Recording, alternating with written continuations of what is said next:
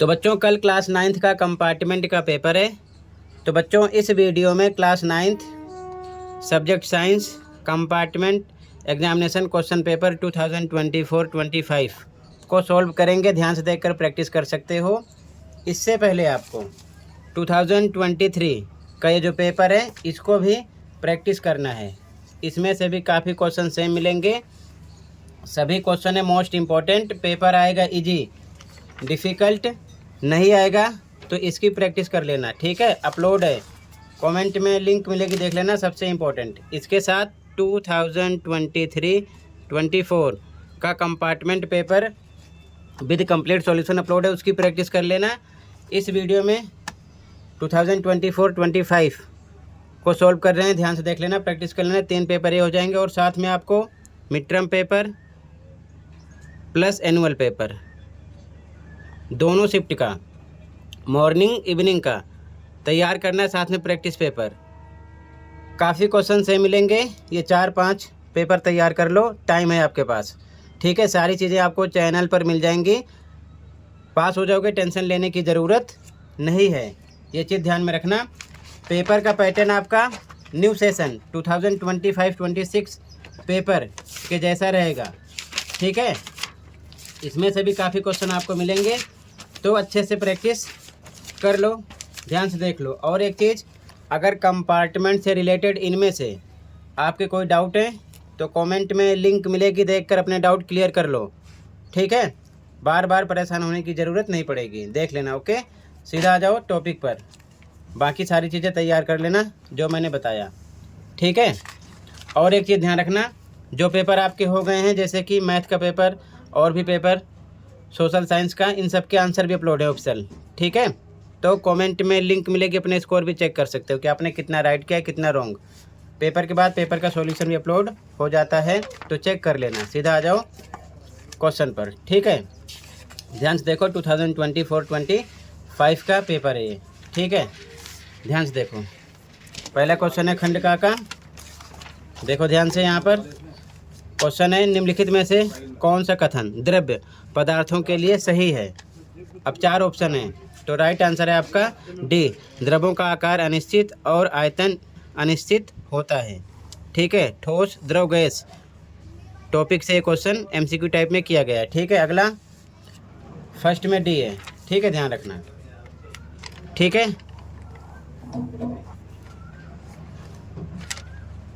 आगे second question, निम्नलिखित में से कौन सा रासायनिक परिवर्तन है। तो भौतिक परिवर्तन, रासायनिक परिवर्तन अच्छे से पढ़ लेना, ठीक है।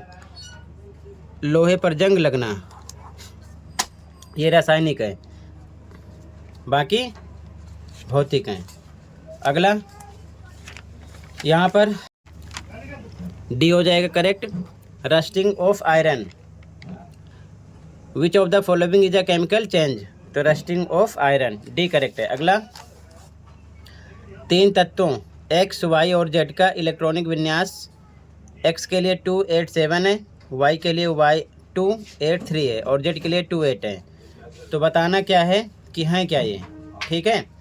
तो यहाँ पर आपका एक्स जो है धातु है और वाई अधातु है, ठीक है, ये करेक्ट हो जाएगा इलेक्ट्रॉनिक विन्यास के हिसाब से, ठीक है, सी करेक्ट है। अगला यहाँ पर थर्ड में आपका सी करेक्ट है, ठीक है।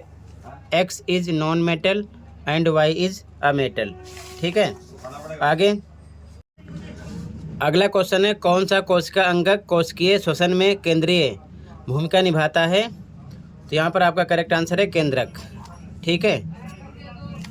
यहाँ पर आपका न्यूक्लियस हो जाएगा, ठीक है, बी करेक्ट है। आगे देखो ध्यान से, अगला क्वेश्चन है, एक अस्पष्ट केंद्रक क्षेत्र जिसमें केवल क्रोमेटिन पदार्थ होता है जाना जाता है, उसे क्या बोलते हैं, ठीक है। तो केंद्रकाय, सी करेक्ट हो जाएगा यहाँ पर आपका, ठीक है। यहाँ पर आपका सी करेक्ट हो जाएगा क्वेश्चन नंबर 5 में, ठीक है। अगला लाइसोसोम के निर्माण में सम्मिलित कोशिका अंगक है। तो गोल्जी उपकरण, ठीक है। यहाँ पर आपका ए करेक्ट हो जाएगा क्वेश्चन नंबर 6 में। आगे देखो ध्यान से, अगला क्वेश्चन नंबर 7, लगभग प्रत्येक कोशिका के संरचनात्मक संगठन में 3 गुण होते हैं। ये हैं, तो ये हैं प्लाज्मा झिल्ली, केंद्रक और कोशिका द्रव्य। सी करेक्ट हो जाएगा। ठीक है, यहाँ पर आपका, ठीक है, यहाँ पर आपका सी करेक्ट है।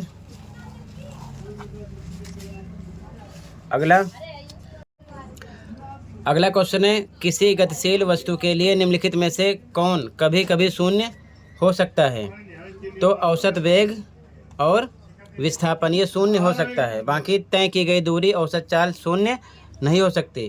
तो इसके अकॉर्डिंग कौन सा सही होगा? सेकंड, फोर्थ, बी करेक्ट हो गया। ठीक है, आगे यहाँ पर आपका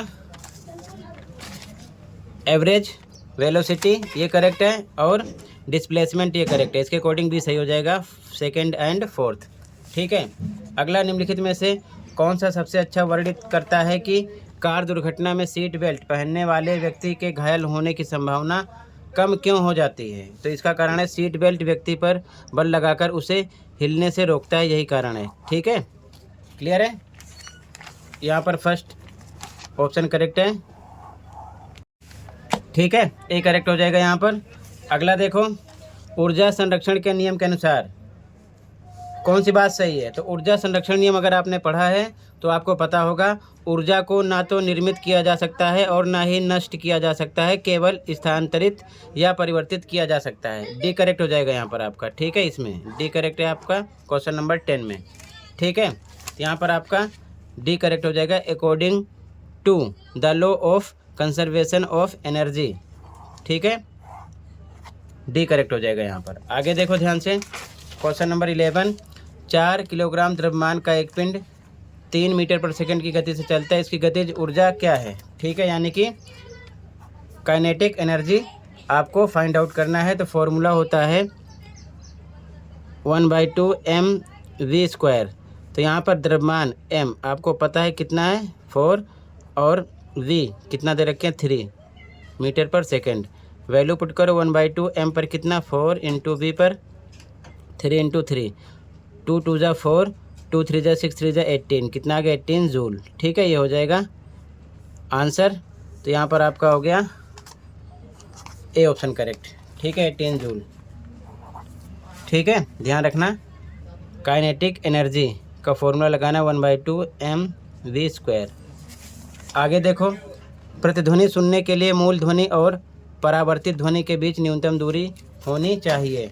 तो ध्यान से देखो, यहाँ पर जो चाल है प्रतिध्वनि और मूल ध्वनि, प्रतिध्वनि सुनने के लिए मूल ध्वनि और परावर्तित ध्वनि के बीच जो चाल होती है 344 मीटर पर सेकंड होती है। समय इनके बीच में 0.1 सेकंड का हिसाब रहता है टाइम के लिए। तो कुल दूरी के लिए स्पीड इंटू टाइम यानी चाल गुणे समय फॉर्मूला अप्लाई करेंगे तो आपको 344 गुणे समय पर 0.1 रखना है, मल्टीप्लाई करो 34.4 आ जाएगा।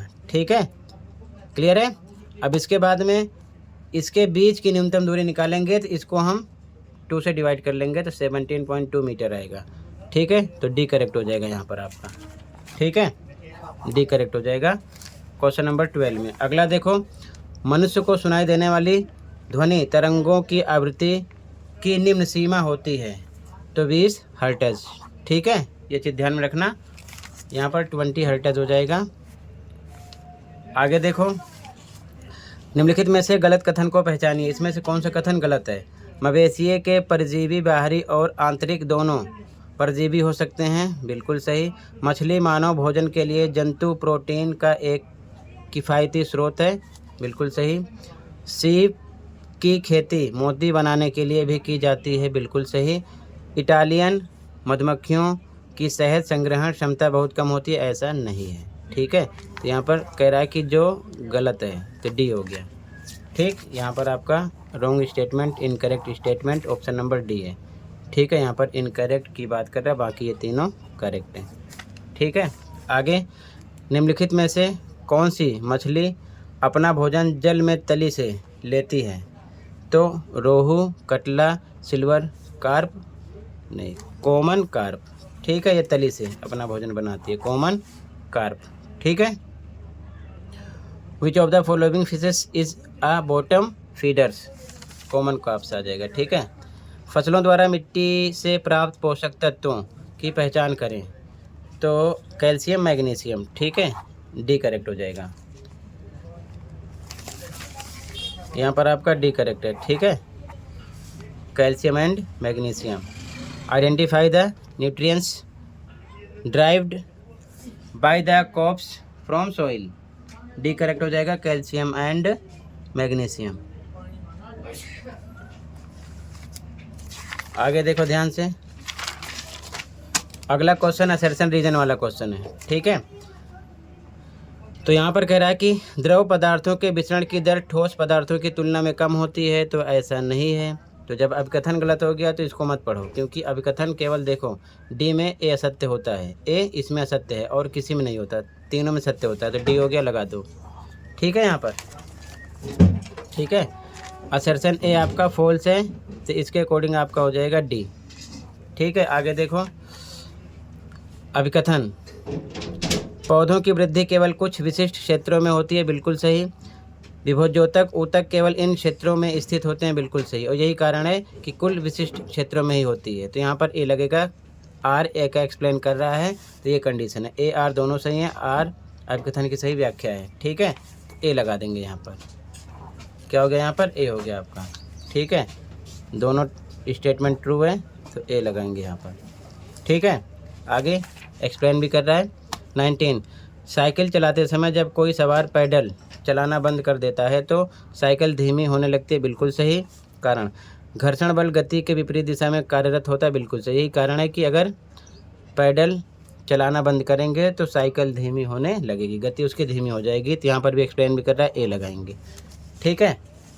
19 में भी यहाँ पर भी आपका ये भी स्टेटमेंट ट्रू है, ये भी ट्रू है, और आर ए का एक्सप्लेन कर रहा है, तो ए लगाएंगे, ठीक है। आगे देखो, अभिकथन है 20 में, जब एक कुली अपने सिर पर बैग लेकर एक समान वेग से समतल सड़क पर चलता है तो कोई कार्य नहीं होता है, बिल्कुल सही, ठीक है।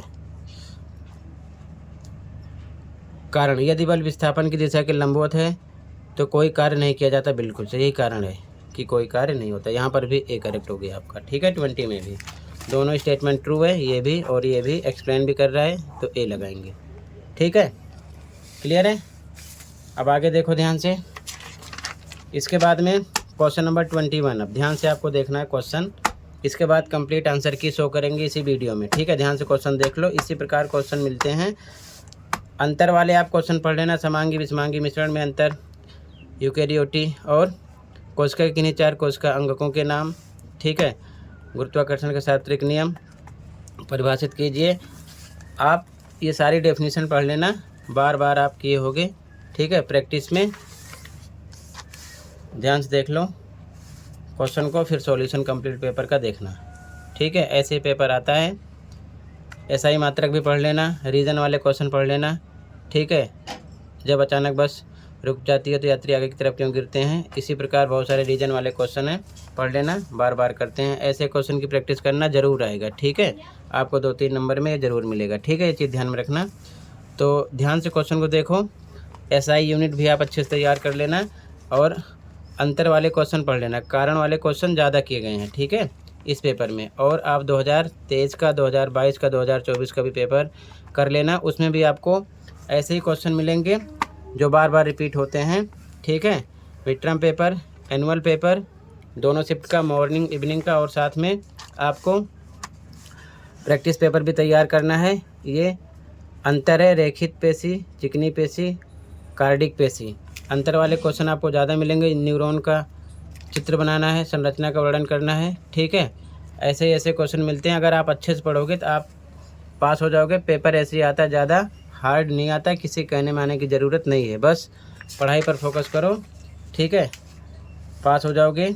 आपके पास टाइम है, आपको चांस मिला हुआ है, तो सही से पढ़ लो, ठीक है। जो पेपर हो जाते हैं सॉल्यूशन भी प्रोवाइड कर देता हूँ, तो सॉल्यूशन भी चेक कर लिया करो कि आप कितना राइट करते हो, कितना रॉन्ग, ठीक है। ये चीज़ ध्यान में रखना। ये सब क्वेश्चन पढ़ लेना, कोश का खोज किसने की, केंद्र की खोज किसने की, ये सब आप अच्छे से पढ़ लेना, रीजन वाले क्वेश्चन, ठीक है, अच्छे से आप पढ़ लेना। तो टोटल देख सकते हो क्वेश्चन, ठीक है। इस प्रकार एक क्वेश्चन है, ठीक है, जो कि कंप्लीट हुआ। अब ध्यान से देख लो कंप्लीट पेपर की आंसर की, ध्यान से देखो सॉल्यूशन को इस पेपर के। ओके, तो बच्चों ध्यान से देखो, ये सॉल्यूशन है इस पेपर का, ठीक है।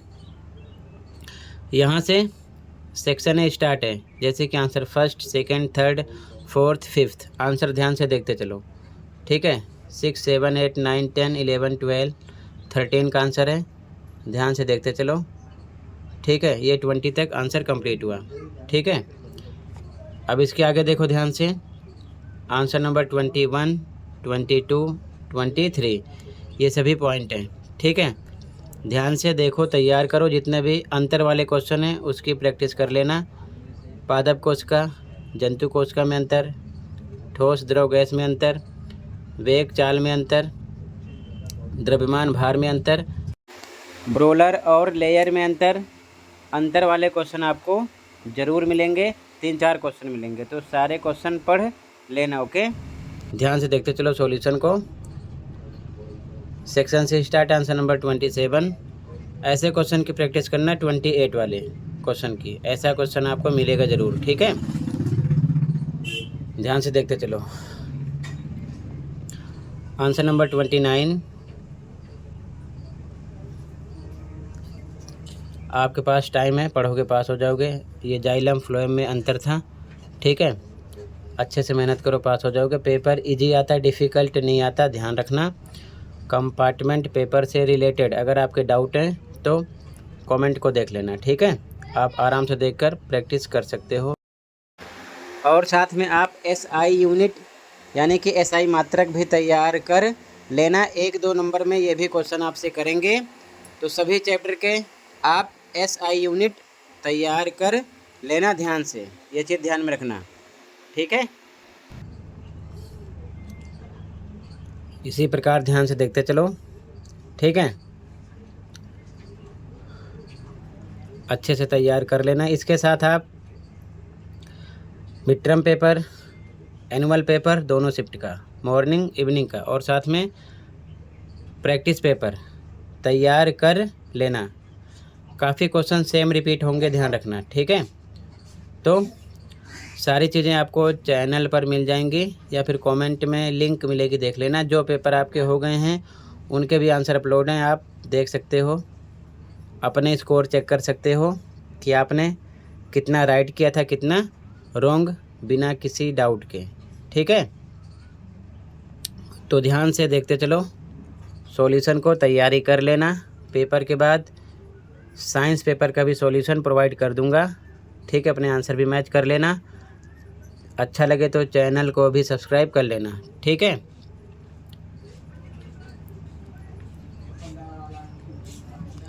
कहीं पर कोई डाउट है बता सकते हो, कमेंट कर सकते हो, ठीक है। तो टोटल आंसर देखते चलो, ठीक है। अच्छे से प्रैक्टिस करना, मेहनत करना, पास हो जाओगे, ठीक। टेंशन लेने की ज़रूरत नहीं है। आंसर नंबर 37 है ये, ए का आंसर, बी का आंसर और ये सी का answer. Answer number 38 A, B, C का आंसर और ये और में अथवा का आंसर, ठीक है।